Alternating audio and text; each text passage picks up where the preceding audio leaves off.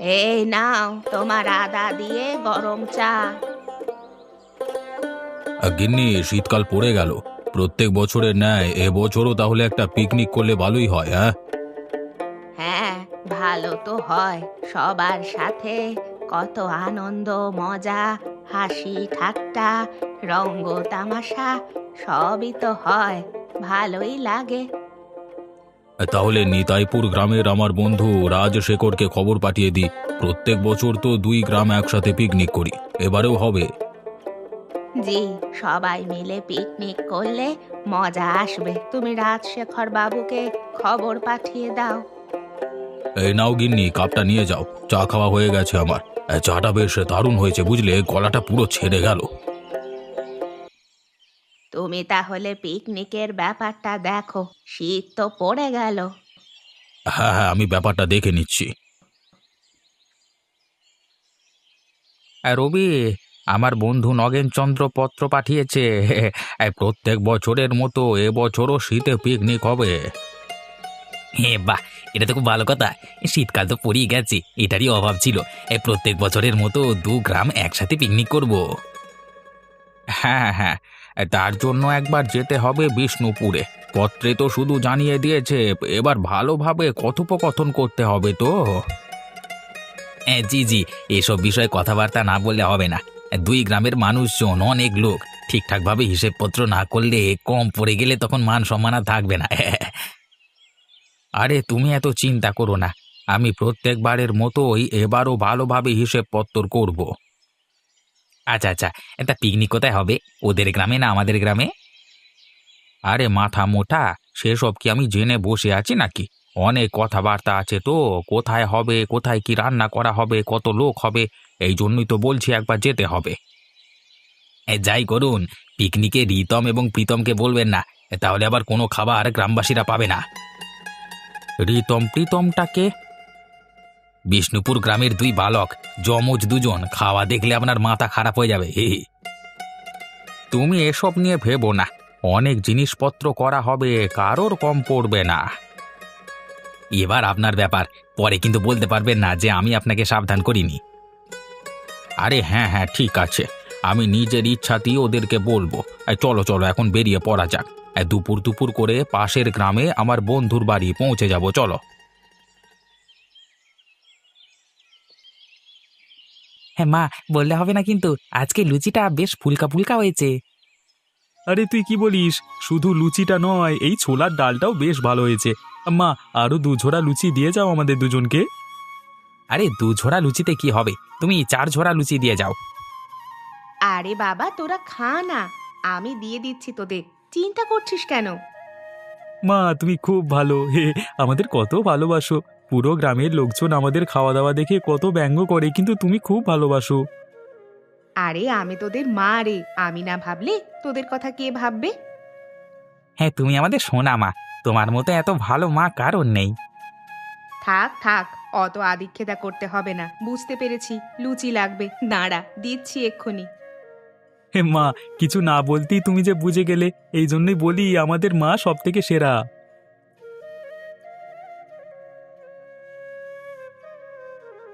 এই নে ধর, 4 ঝোড়া লুচি দেওয়া আছে।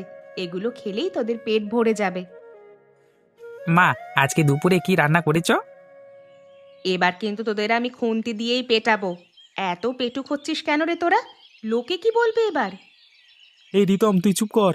মা, আমরা কিছু বলবো না, দুপুরে যা হবে তাই খেয়ে নেব। রবি, তোমার জন্য আমাকে আজকে হেঁটে হেঁটে যেতে হচ্ছে। তোমাকে কতবার করে বলেছি আমার ঘোড়াগুলোকে ভালোভাবে দেখাশোনা করবে, কথা বললে একটা কথাও শোনো না। আগে কথা বাবু, আমি তো ঠিকঠাক ভাবেই দেখাশোনা করি, সময় মতো খেতে দিই, আর কত কি করবো বলুন তো। তাহলে ঘোড়াগুলোর বারবার শরীর খারাপ করছে কেন? নিশ্চয়ই দেখাশোনার ঘাটতি। আরে কর্তাবাবু, এটা দেখাশোনার ঘাটতি নয়, ঘোড়াগুলোর অনেক বয়স হয়ে গেছে, তাই জন্য এরকম হচ্ছে। তাহলে তো আমাকে এগুলো আগে বলতে হয়, আরো দুটো ঘোড়া কিনে রাখতাম। তোমার মাথায় বুদ্ধি শুদ্ধি আছে তো, নাকি পুরোটাই গোবর পোড়া? এই ভুল হয়ে গেছে বাবু, আর কি করা যাবে। অনেকদিন তো হাঁটাহাঁটি করেননি, দেখুন না প্রকৃতির কত সৌন্দর্য, দেখুন দেখুন। এটা তুমি ঠিকই বলেছ। বৈদ্য আমাকে হাঁটাহাঁটি করতে বলেছিল, কিন্তু আমি তো করিনি। আজকে হয়ে গেল। হাঁটাহাঁটি করলে শরীর মন সবই ভালো থাকে। হ্যাঁ, দেখুন না, আশেপাশে কত মনোরম পরিবেশ, চারিদিকে মাঠ, আমরা মাঝখানে রাস্তা দিয়ে হেঁটে যাচ্ছি। শীতের দিন, তাই সূর্যের রোদ ভালোই লাগছে। এই রবি, তুমি একটু চুপ করো। এই মনোরম পরিবেশটাকে একটু অনুভব করতে দাও। তুমি বেশি বকবক করো না দেখি। কোথায় রে বন্ধু, কোথায় গেলি? আরে, এটা তো রাজশেখরের গলা। যাই যাই, গিয়ে দেখি তো।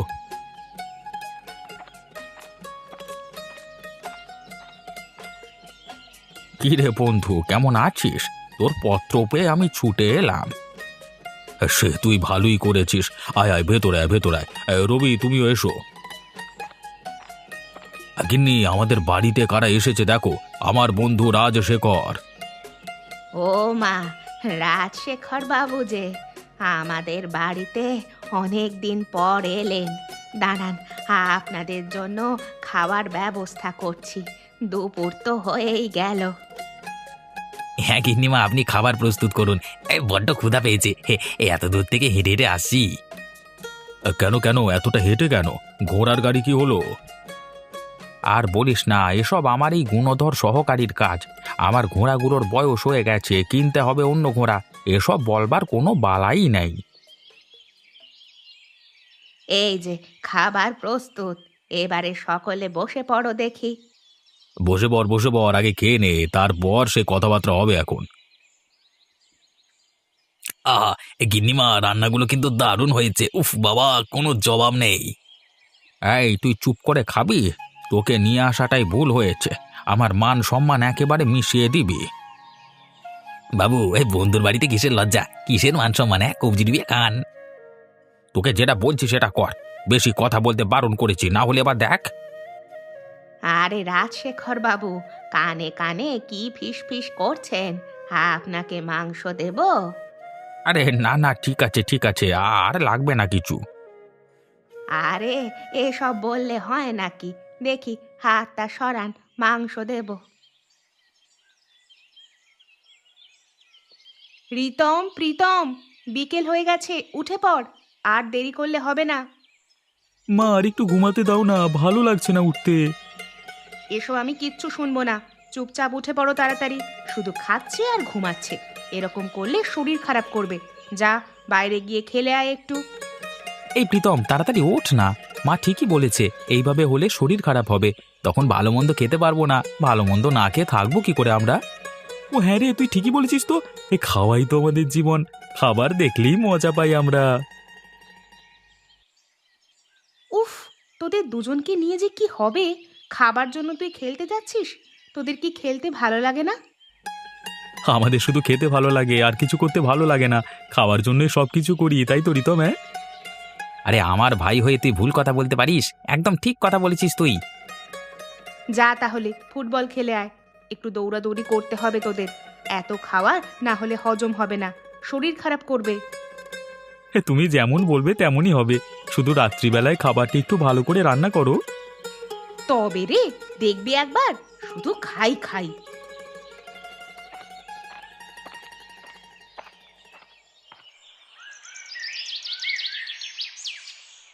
আচ্ছা, তাহলে পিকনিকটা কোথায় করবি বলে ঠিক করেছিস? আমি তো ভাবছিলাম পিকনিকটা তোদের গ্রামের মাটি হবে। পাশেই নদী আছে, মনোরম পরিবেশ। আমার কোনো অসুবিধে নেই। আর পিকনিকে কি মেনু হবে?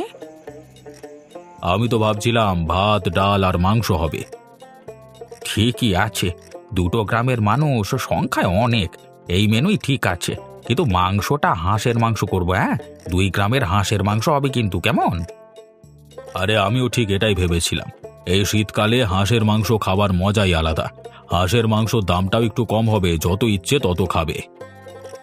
জায়গাও ঠিক হয়ে গেল, খাবার মেনুও ঠিক হয়ে গেল। এই বলছিলাম কর্তাবাবু, আপনাদের গ্রামের রিতম আর প্রীতমকে এই পিকনিকে না বলার জন্য বলছিলাম আর কি। ওরা না এলে সব খাবার একাই খেয়ে নেবে।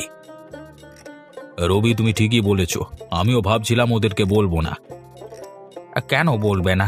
গ্রামের প্রত্যেকজন থাকবে, আর ওরা থাকবে না কেন? আপনি বুঝতে পারছেন না বাবু, এই গ্রামে যাকে জিজ্ঞাসা করবেন সকলেই বলবে। আরে সেসব আমি দেখে নেব। তুমি সবার বাড়ি বাড়ি গিয়ে নিমন্ত্রণ করে আসবে। দরকার হলে বেশি বেশি রান্না করা হবে, তবুও সবাই থাকবে এই পিকনিকে। আচ্ছা আচ্ছা রবি, তুমি ছেড়ে দাও, রাজশেখর সব সামলে দেবে। শুধু বলবো যেন মান সম্মান না ডোবে। আরে সেসব চিন্তা করবার দরকার নেই, আমি সব দেখে নেব। রাত হয়ে গেল তো। রবি এবার ঘুমিয়ে পড়ো, সব ব্যবস্থা আমি করে দেব। অগত্যা, যেটা ভালো বুঝবেন।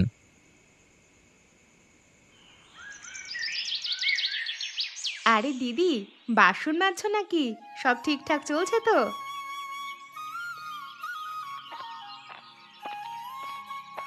হ্যাঁ দিদি, সব ঠিকঠাক চলছে। শীত পড়েছে, ভালোই লাগছে। এটা তো আমার প্রিয় ঋতু। দিদি, শীত তো পড়লো, এবার একটা পিকনিক করলে তো ভালোই হয়। পিকনিক তো হবে, কেন তোমাদের বলেনি? আমাদের তো রবিবাবু এসে সব বলে গেলেন। প্রত্যেক বছরের মতো এবছরও বিষ্ণুপুর এবং নিতাইপুর 2 গ্রাম মিলে পিকনিক হবে। সে কি? কই আমাদের তো কিছু বলে নাই। তোমার ছেলে রিতম এবং প্রীতম যা খায়, সব খাবার ওরাই যদি খেয়ে নেয়, তাই মনে হয় তোমাদের বলেনি। এটা তো অন্যায়। সারা গ্রাম থাকবে, কিন্তু আমার ছেলে দুটো থাকবে না। আমি গিয়ে নগেনচন্দ্রবাবুকে বলবো আমার ছেলেরা বেশি খাবে না, আমি ওদের পেট ভরে খাইয়ে পাঠাবো। তাহলে তুমি নগেনবাবুকে গিয়ে বলো, উনি ভালো মানুষ, নিশ্চয়ই না করবেন না। আচ্ছা, সেটাই করব এখন। আমি এখন আসি গো, তুমি তোমার কাজ করে নাও দিদি।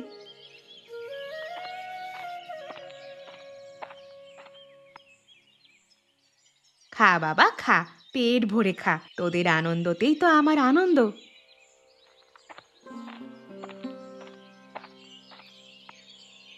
এই যে তোমার প্রীতম, গ্রামের পিকনিকে তোমাদের নিমন্ত্রণ রইল। নগেনচন্দ্রবাবু তোমাদের দুজনকে বলতে বলেছেন পিকনিকের দিন চলে যেও আমাদের সাথে। বাহ, পিকনিক! তাহলে তো বেশ ভালো মন্দ খাওয়া হবে, কবজি ডুবিয়ে খাবো।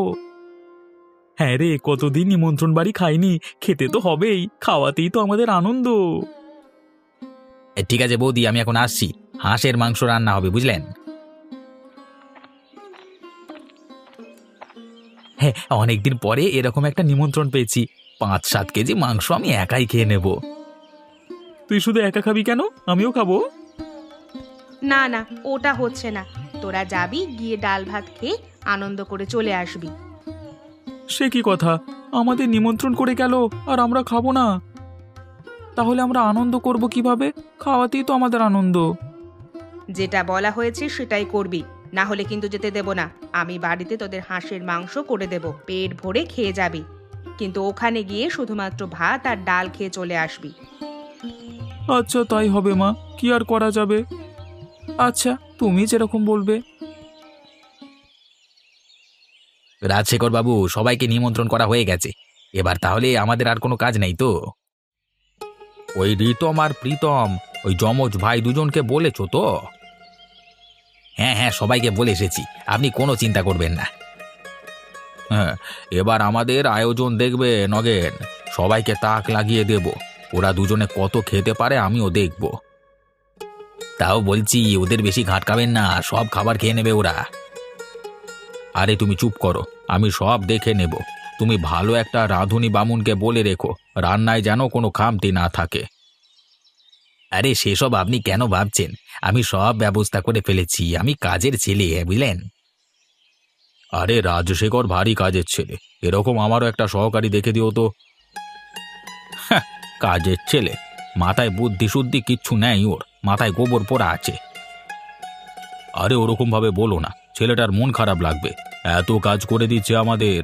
রবি, তুমি আজকে কি খেতে চাও বলো, সেটাই রান্না হবে। বাবু, একটু খাসির মাংস হলে ভালোই হতো। এই দেখ, এই তোর জিভ তোকে একদিন শেষ করবে। আরে ওভাবে বলিস না। ঠিক আছে, আজকে খাসির মাংস রান্না হবে, ছেলেটা খেতে ভালোবাসে। এই নগেন, আয়োজন কেমন বুঝছো? আর দেখো কত মাংস একসাথে রান্না করা হচ্ছে। সেটাই তো দেখছি, এত মাংস রান্না আমি আগে কখনো দেখিনি। রান্না সব ঠিকঠাক আছে তো? হ্যাঁ জি জি, মাংস একদম ফাটাফাটি হয়েছে, আমি নিজের চোখে দেখেছি। তুমি খাবে নাকি? হ্যাঁ না না থাক, আমি একবারে খেতে বসেই খাবো, এখন আর খাবো না। সবার সাথে বসে একটু গল্পগুজব করি। রবি, তুমি কি বলো, ব্যবস্থা সব কেমন? বাবু সব ঠিকই আছে, কিন্তু আমি এখনো সঠিকভাবে চিন্তামুক্ত হতে পারছি না। ওই রিতম আর প্রীতমের যা পেট, তাতে সব শেষ না করে দিলে হয়। আমি এত হাঁসের মাংসের আয়োজন করেছি, তাতেও তোমার খামতি লাগছে? ওই দুটো বাচ্চা ছেলে কত আর খাবে? বাবু আপনি জানেন না ওদের, ওরা একজন কত করে খায়, হ্যাঁ, আপনার কোনো ধারণাই নেই। তুমি বলো কি, আমার ধারণা নেই? এত বড় আস্পর্ধা তোমার, আমার মুখে মুখে কথা বলো। আরে রাজশেখর, কেন রেগে যাচ্ছিস তুই? থাম না, এই আনন্দের দিনে মাথা গরম করা মানায় না। বাবু আপনি খারাপ ভাববেন না, কিন্তু আপনি তো ওদের চেনেন না, তাই জন্যই বলছি। আচ্ছা আচ্ছা, তোমার মনে যখন এতই প্রশ্ন, তাহলে চলো ওদেরকে আগে খাইয়ে দিই। সবাই এখন গল্পগুজব করতে ব্যস্ত, ওদের খাইয়ে দিলে তবেই তোমার শান্তি হবে। নগেন বাবু আপনি কিছু বলুন না, না হলে যে বাকিরা খেতে পাবে না। নগেন কিচ্ছু বলবে না, তোমরা সবাই আমার সাথে চলো। ওরা কত হাঁসের মাংস খেতে পারে আমিও দেখব। 2 গ্রামের জন্যই তো হাঁস রান্না করা হচ্ছে, আবার কি আছে? হ্যাঁ রিতম প্রীতম, ভালো করে খেও। হ্যাঁ, এত সব আয়োজন তোমাদের জন্যই। একদম লজ্জা করে খাবে না, যা যা লাগবে চেয়ে নেবে, আমাদের একদম আপন ভাববে। না না, আমাদের আর কিছু লাগবে না, এই ভাত আর এই ডাল এতেই খাওয়া হয়ে যাবে, আর কিছুই নেব না আমরা। কি করবি, কি হলো তোমার এই রিতম আর প্রীতমের? শুধু ভাত আর ডাল নিয়েই তো তখন থেকে বসে আছে। কত কি বললে তুমি? আমার আয়োজনের কাছে সবাই মাথা নত করে। হ্যাঁ, ওর মা মনে হয় কিছু খাইয়ে পাঠিয়েছে, তাই কিছু খাচ্ছে না, না হলে সব খাবার ফু দিয়ে উড়িয়ে দেবে। হ্যাঁ, আরে রিতম প্রীতম, তোমরা ভালোভাবে খাচ্ছ না কেন? শুধু ভাত আর ডাল নিয়ে বসে আছো কেন? আর রাঁধুনি, ওদের হাঁসের মাংস দাও। না না কাকু, হাঁসের মাংস আমি খাবো না, মা বারণ করেছে, মাংস খেলে মা খুব বকবে। আরে তোমাদের মা তোমাদেরকে কিছুই বলবে না, আমি তোমাদের মায়ের সাথে কথা বলে নেব। তোমাদের জন্য বেশি করে হাঁস কাটতে হয়েছে, তোমরা না খেলে কে খাবে? কি বলিস রিতম, তাহলে খাওয়া যাক। কাকু তোমরা একদম চিন্তা করো না, খাবার নষ্ট হবে না। খাবার নষ্ট করা মহা পাপ, আমার মা বলে। এই রে, এবার কি হবে? সব মাংস যদি এরাই খেয়ে নেয়, তাহলে বাকিরা কি খাবে? এ তো মহা বিপদে পড়লাম। আপনি চিন্তা করবেন না, আমি জানি এরকম কিছু একটা হবে, তাই আগেই আমি ওদের মাকে ডেকে নিয়ে এসেছি, এক্ষুনি বৌদি আসছে। রাধুনি কাকু, তুমি থেমো না, দিয়ে যাও দিয়ে যাও।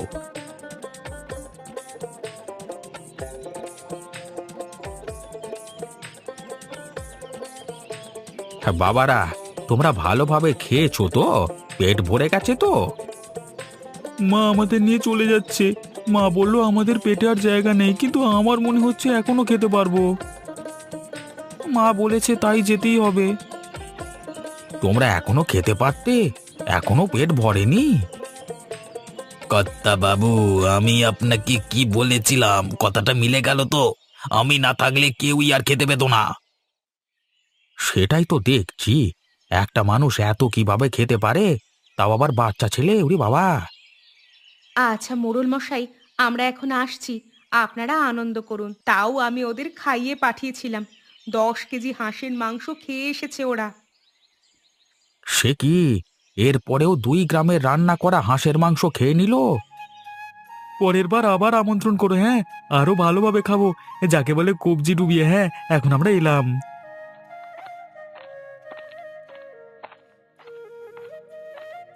এসব আমি কি দেখলাম? পিকনিকের নাম আর জীবনে করব না আমি। আজকে আমি হাড়ে হাড়ে টের পেয়ে গেছি। রবি, রবি চলো, যদি কিছু বেঁচে থাকে তাহলে আমরা খাই গিয়ে, চলো। হ্যাঁ বাবু চলুন, মাঝে মাঝে ছোটদের কথাও শুনতে হয়। উফ, সেটা ভালোভাবেই বুঝতে পেরে গেছি আমি, এখন বকো না দেখি।